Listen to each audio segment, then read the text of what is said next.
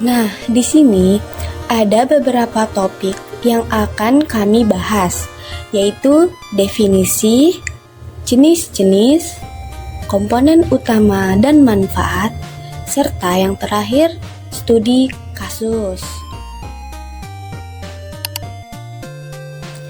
Oke, yang pertama yang akan dibahas yaitu dari definisinya. Apa sih pengendalian organisasi jasa itu? Nah, pengendalian organisasi jasa adalah proses yang digunakan oleh organisasi jasa untuk memastikan bahwa kegiatannya berjalan sesuai dengan rencana dan mencapai tujuan yang telah ditetapkan. Sedangkan definisi dari organisasi jasa adalah organisasi yang menghasilkan produk jasa khusus atau jasa yang dihasilkan oleh tenaga profesi tertentu.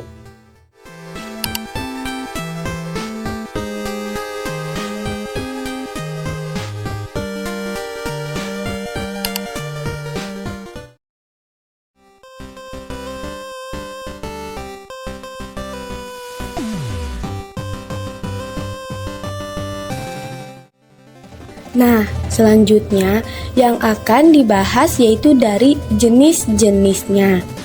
Ada 4 jenis organisasi jasa itu. Yang pertama, organisasi jasa profesional. Yang kedua, organisasi jasa keuangan. Yang ketiga, organisasi jasa kesehatan. Dan yang keempat, organisasi jasa nirlaba.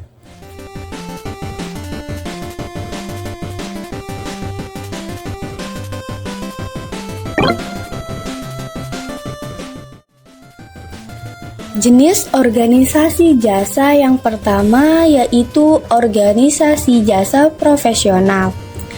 Organisasi jasa profesional merupakan organisasi yang produknya adalah jasa profesional. Contohnya yang termasuk organisasi penelitian dan pengembangan, kantor pengacara, kantor akuntan, organisasi kesehatan, perusahaan teknik, perusahaan arsitektur, kantor konsultan, organisasi simfoni dan organisasi kesenian lainnya, serta organisasi olahraga.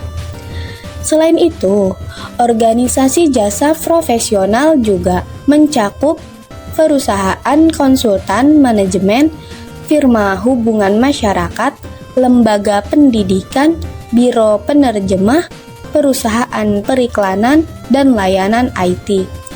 Organisasi-organisasi ini berfokus pada menyediakan keahlian dan layanan yang berorientasi pada klien, seringkali melibatkan pengetahuan khusus, keterampilan teknis, dan profesionalisme yang tinggi untuk memenuhi kebutuhan spesifik dan kompleks klien mereka.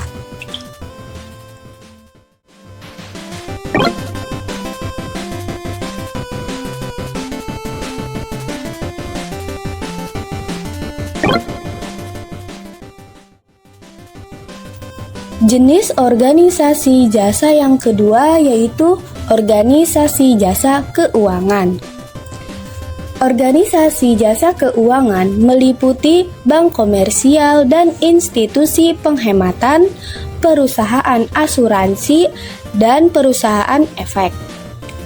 Perusahaan-perusahaan ini berada dalam bisnis yang terutama bertujuan untuk mengelola uang. Beberapa dari perusahaan tersebut bertindak sebagai perantara yang bertindak sebagai pemindah risiko dan yang lainnya lagi adalah pedagang.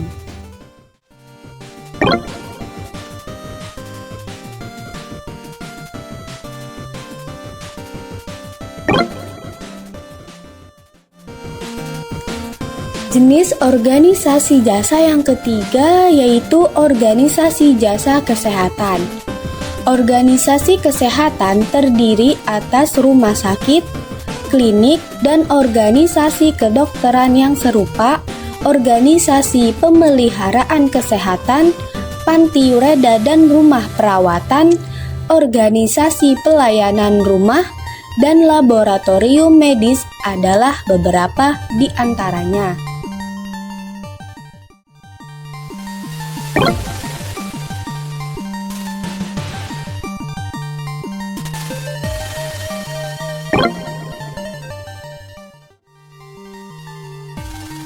Dan jenis organisasi jasa yang keempat adalah organisasi jasa nirlaba.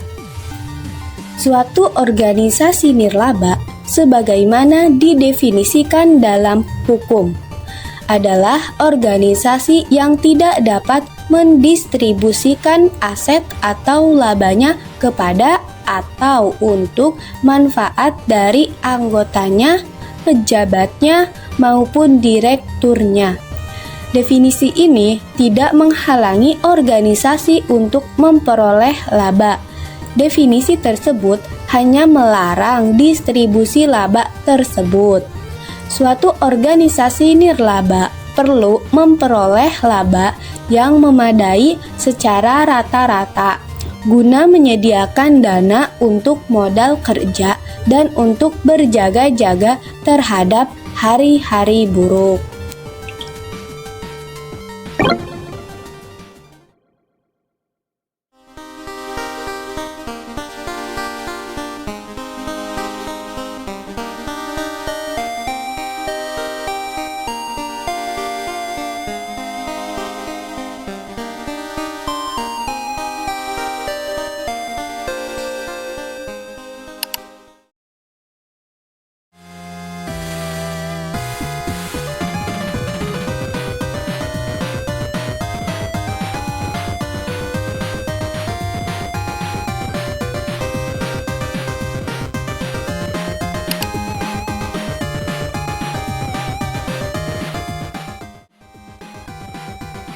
Selanjutnya ada komponen utama dari pengendalian organisasi jasa. Yang ke satu, ada manajemen kualitas. Manajemen kualitas berguna untuk memastikan bahwa layanan yang disediakan memenuhi atau melebihi standar kualitas yang telah ditetapkan, serta melakukan pemantauan dan evaluasi terhadap kualitas layanan secara berkala. Yang kedua, keuangan. Untuk memastikan keuangan organisasi jasa dikelola dengan baik dan transparan, serta menerapkan kontrol anggaran dan melakukan audit secara rutin. Selanjutnya, yang ketiga ada sumber daya manusia. Sumber daya manusia untuk menjalankan proses rekrutmen dan seleksi yang cermat untuk memastikan kecocokan karyawan dengan kebutuhan organisasi jasa dengan cara mengembangkan program pelatihan dan pengembangan untuk meningkatkan keterampilan dan kinerja karyawan. 4. Operasional. Operasional berfungsi untuk mengelola proses operasional agar berjalan dengan efisien dan efektif. Selanjutnya yang kelima, ada pematuhan hukum dan etika. Memastikan bahwa organisasi jasa mematuhi semua regulasi dan hukum yang berlaku dengan menyusun kebijakan etika dan memastikan bahwa karyawan mengikuti standar etika yang ditetapkan. Yang keenam, pemantauan dan evaluasi kerja. Melakukan evaluasi terhadap kinerja organisasi secara keseluruhan dan setiap departemen atau unit kerja, serta menetapkan indikator kinerja kunci dan mengukur pencapaian tujuan. Selanjutnya yang terakhir ada umpan balik pelanggan. Mengumpulkan umpan balik dari pelanggan untuk mengevaluasi kepuasan mereka terhadap layanan yang diberikan. Menggunakan umpan balik tersebut untuk melakukan perbaikan dan peningkatan.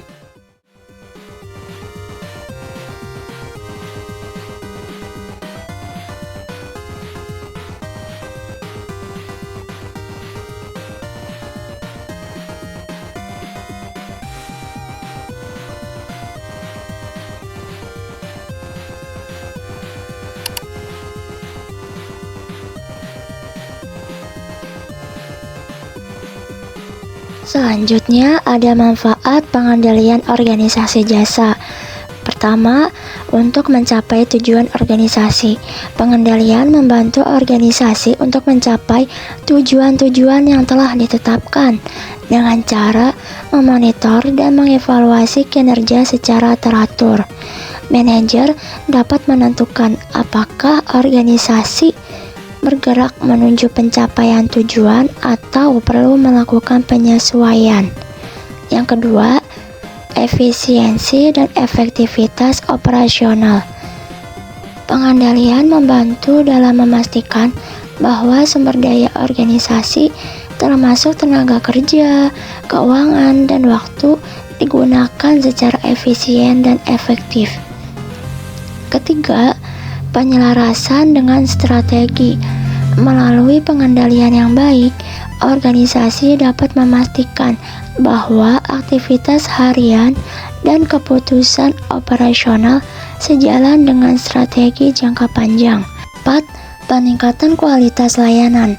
Pada bisnis jasa, pengendalian membantu memastikan bahwa layanan yang disediakan memenuhi atau melebihi standar kualitas yang telah ditetapkan, yang berguna untuk meningkatkan kepuasan pelanggan dan membangun reputasi positif. 5. Pengelolaan resiko. Pengendalian membantu mengidentifikasi dan mengelola resiko-resiko potensial yang dapat mempengaruhi kinerja organisasi. Melalui pemantauan yang baik, organisasi dapat merespon cepat terhadap perubahan kondisi pasar atau lingkungan bisnis. 6. Transparansi dan akuntabilitas. Pengendalian menciptakan tingkat transparansi yang tinggi dalam operasi organisasi. Hal ini membantu dalam mempertanggungjawabkan setiap level manajemen atas tindakan dan keputusan mereka. 7. Pemantauan pelaksanaan strategi pemasaran. Pada organisasi jasa, pengendalian membantu memastikan bahwa strategi pemasaran dilaksanakan dengan baik. Pemantauan terhadap aktivitas pemasaran dan umpan balik pelanggan dapat membantu dalam penyesuaian dan perbaikan. 8. Pengembangan sumber daya manusia. Pengendalian membantu dalam pengembangan sumber daya manusia melalui identifikasi kebutuhan pelatihan dan pengembangan karyawan untuk mendukung pertumbuhan profesional dan meningkatkan keterampilan tim. 9.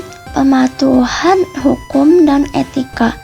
Pengendalian membantu memastikan bahwa organisasi mematuhi semua regulasi dan standar etika yang berlaku, sehingga dapat mencegah sanksi hukum dan menjaga reputasi organisasi. Selanjutnya yang terakhir ada fleksibilitas dan adaptabilitas. Melalui pemantauan dan evaluasi yang konstan, organisasi dapat mengidentifikasi perubahan pasar atau tren yang memerlukan penyesuaian strategi atau operasional.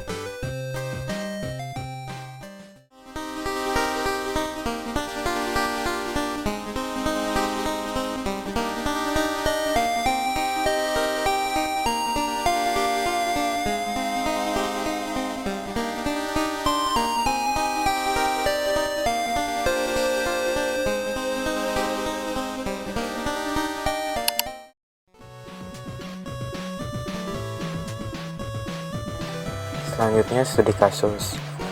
Kasus gagal bayar PT Asuransi Jiwasraya sebesar 12,4 triliun rupiah mengungkap kelemahan manajemen risiko dan pengendalian internal. Dengan ekuitas negatif 23,92 triliun rupiah pada September 2019, Jiwasraya membutuhkan 32,89 triliun rupiah untuk kembali sehat. Penyidikan mengungkap pelanggaran prinsip kehati-hatian investasi dengan 95% dana ditempatkan pada aset berisiko, termasuk saham gorengan. Kementerian BUMN mengkonfirmasi hal ini sebagai penyebab gagal bayar.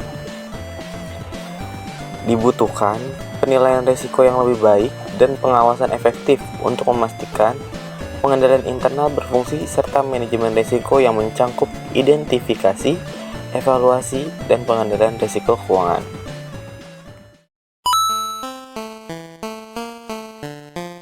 Sekian penjelasan dari kelompok kami, kurang lebihnya mohon maaf. Wassalamualaikum warahmatullahi wabarakatuh.